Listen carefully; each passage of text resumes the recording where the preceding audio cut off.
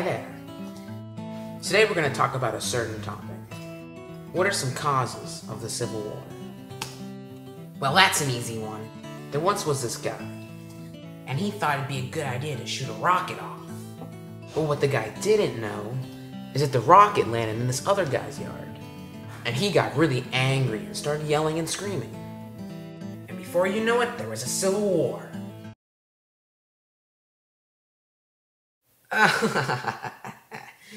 Fooled you.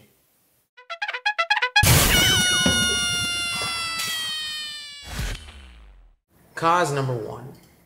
The Fugitive Slave Act. The Fugitive Slave Law, a law passed in 1850 that required all citizens to aid in the capture of runaway slaves. People who let fugitives escape could be fined $1,000 and jailed. This new law also set up special courts to handle the cases of runaway slaves.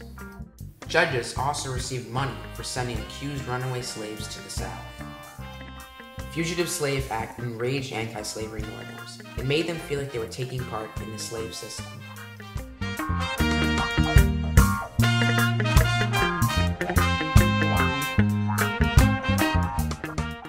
Cause number 2.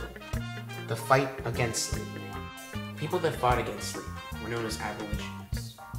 Some famous abolitionists include Harriet Tubman, who ran the Underground Railroad, and William Lloyd Garrison, who ran an anti-slavery newspaper called The Liberator, and Frederick Douglass, who wrote a book about anti-slavery.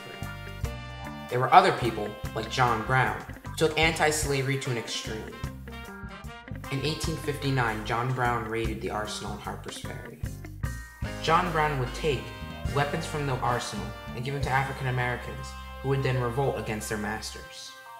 Brown never got to lead that revolt. Instead, he was captured by Robert E. Lee. John Brown was later sentenced to death. After his death, many decided that it was time to rebel against slavery. Cause number 3. States versus government. The South believed that there should be more power left to the states. They wanted to be able to decide for themselves whether or not they could have slaves.